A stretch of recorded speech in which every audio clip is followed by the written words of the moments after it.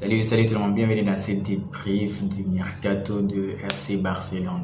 Ouais, le Barça est en train de se renforcer. Il faut se rappeler la saison précédente, Barça a sorti une top performance, j'ai envie de dire ici.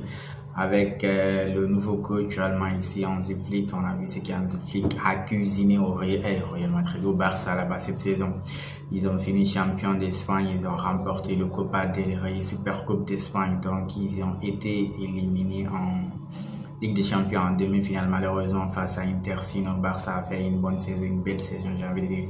3 trophées, dont un trophée majeur qui est ici, la Liga. C'est vraiment très bien travaillé de la part d'Hansi Flick. Et Hansi Flick ne veut pas s'arrêter là, ni les dirigeants du Barça ici, le directeur sportif du Barça actuellement, qui est l'ancien joueur du Barça et du FC Porto. Je veux parler ici des décos de Portugais. Il continue à travailler, à renforcer le Barça, puisqu'on a vu cette saison, le Barça était fort, mais il y a certains côtés où il faut renforcer, même le côté de Lamine Yamal, parce que on compte sur un Lamine Yamal qui va nous faire ici une saison pleine, ou un Petri qui va nous faire saison pleine. Au milieu, on n'a pas de problème. Là-bas, il y a beaucoup de milieux. Là-bas, il y a beaucoup de milieux qui peuvent se faire remplacer. Les Petri, les Gavi, les Frankie de Jong, là-bas, les Fermin Lopez, ils peuvent tourner. Là-bas, Marc Bernal, Marc Casado, ils sont beaucoup au milieu là-bas. Donc, je crois qu'au milieu, ils n'ont pas besoin de se renforcer.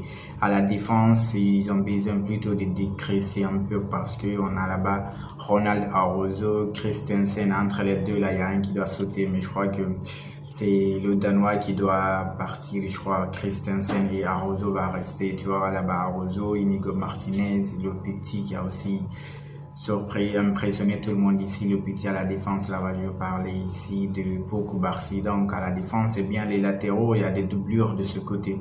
Par contre, sur le côté de Lamine Yamal, si Lamine Yamal se blesse, je ne souhaite pas, où il a des pépins, où il est fatigué, il n'a pas un remplaçant direct, sinon que c'est des permutations, c'est-à-dire que quand Lamine Yamal ne joue pas la saison précédente, on voyait le plus souvent c'est Rafinha qui venait à son côté, de l'autre côté c'est Ferran Torres qui jouait sur le côté de Rafinha, et on a vu Rafinha sur son côté. Rafinha a beaucoup plus envie, là, je ne sais pas comment je vais utiliser le terme. Il est beaucoup plus attiré ici dans le cœur du jeu qui est de coller la ligne. C'est pas un joueur qui colle la ligne, c'est pas un joueur qui fait comme ce que Lamine Yamal fait, coller la ligne ou dribbler en contre. Non, le gars, il est au milieu, il est tant que 10 ou faux 9, j'ai envie de dire ici, Rafinha. Et il a été très efficace la saison précédente puisque c'est un des candidats favoris au Ballon d'Or, c'est pas pour rien.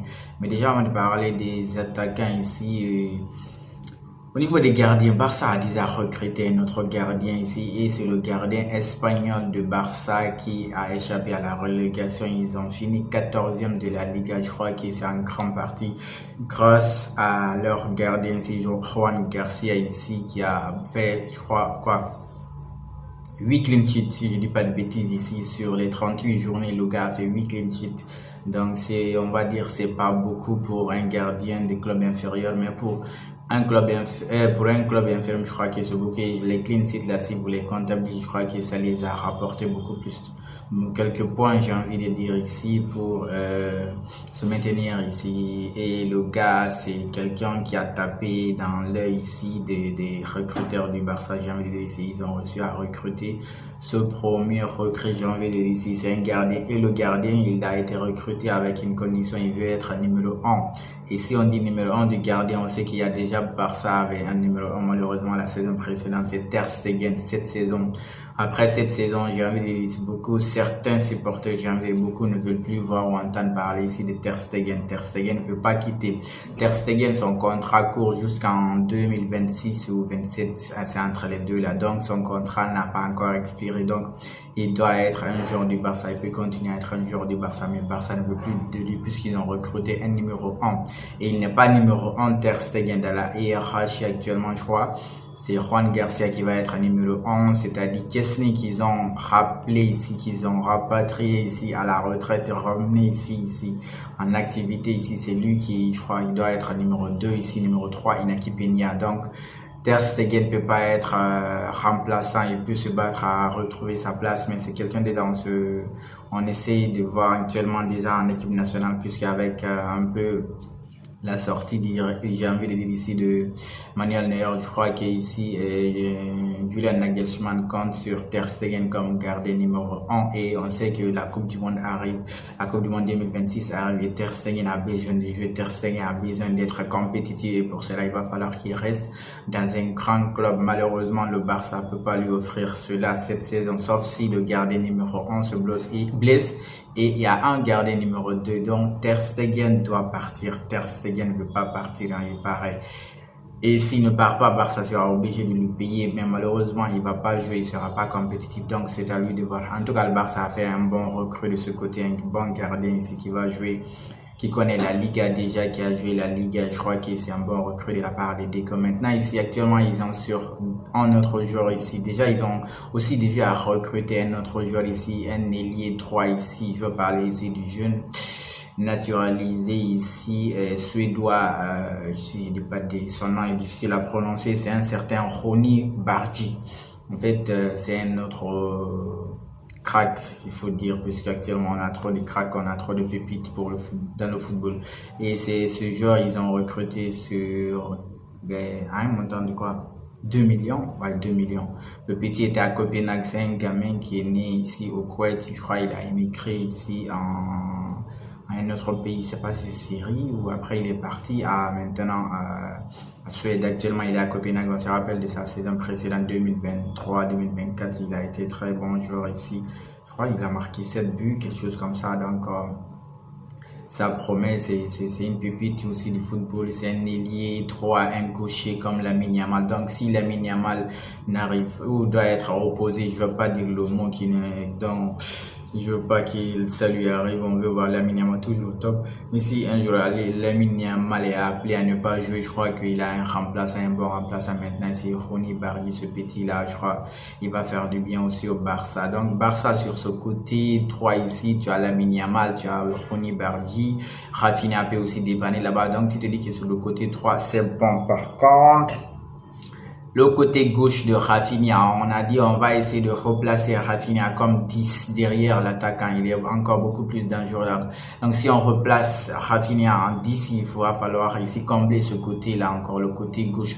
Et le côté gauche actuellement, ils sont sur Nico Williams. Comme la saison passée, ils étaient sur Nico. Malheureusement, ça n'a pas marché. On se rappelle aussi de cette saga du Barça entre Nico et... Le Barça, malheureusement, ils n'ont pas reçu à le signer. Nico Williams même avait été choisi comme le numéro 10 de Bilbao. Ils ont donné le numéro 10 et puis tout pour le garder cette saison encore. Mais le petit, on dirait, il veut rejoindre son pote, il veut rejoindre ses amis de la sélection espagnole. Il faut un joueur sur le côté gauche ici quand Rafinha va rentrer en tant que 10.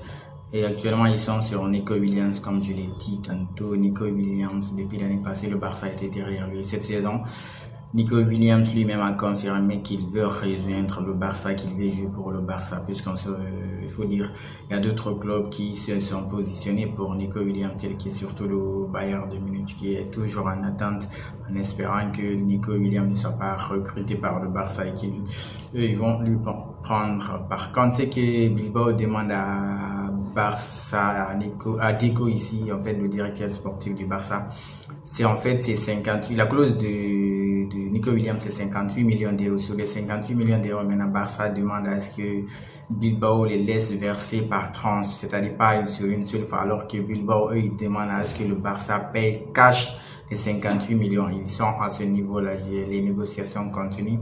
On ne sait pas ce qui va se passer, mais en tout cas, Nico a donné son feu vert. Nico est d'accord. Bilbao aussi dit que si Barça met sur la table les 58 millions d'euros, Nico Williams va rejoindre le Barça, va rejoindre son pote Lamine Yamal, les Fermin Lopin, les Petri, les Dani Olmo, les Ferran Torres. Voilà.